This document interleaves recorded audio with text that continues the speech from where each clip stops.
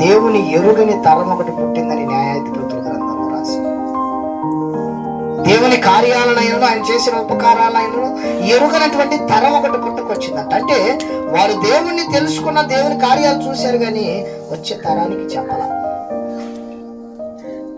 వారు మాత్రమే చూశారు, అంతవరకు అక్కడ ఆపేశారు.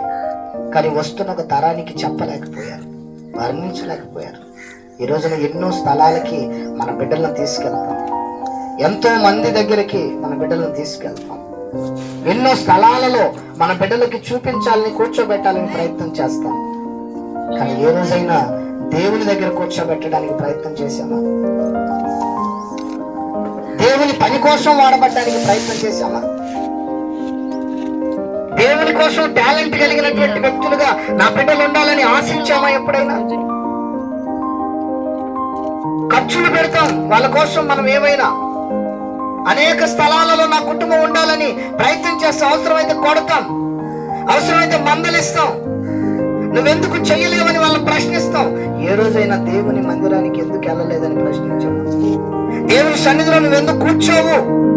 ప్రార్థన అంటే నీకెందుకు నచ్చదు? యేసుక్రీస్తు అంటే నీకెందుకు ఇంకా అర్థం కాలేదని చెప్పగలిగాము ఎప్పుడైనా? చెప్పలేము మనం. అందుకే ఈ రోజు వరకు చర్చి అంటే రారు వాళ్ళు. మన క్రైస్తవ కుటుంబాలలో కూడా చూస్తే ప్రార్థన అంటే కూర్చోరు, అక్కడెక్కడో వెనకాల అటు ఇటు తిరుగుతూ ఉంటారు. వాళ్ళ పనులు వాళ్ళు చేసుకుంటూ ఉంటారు, వాళ్ళ కార్యక్రమాలలో వాళ్ళు ఉంటారు. ఆ భయం అనేది మనం పుట్టించాలి. ఆ పాము అంటే భయపడతాం, కనిపించినటువంటి దెయ్యం అంటే కూడా మనం భయపెడతాం.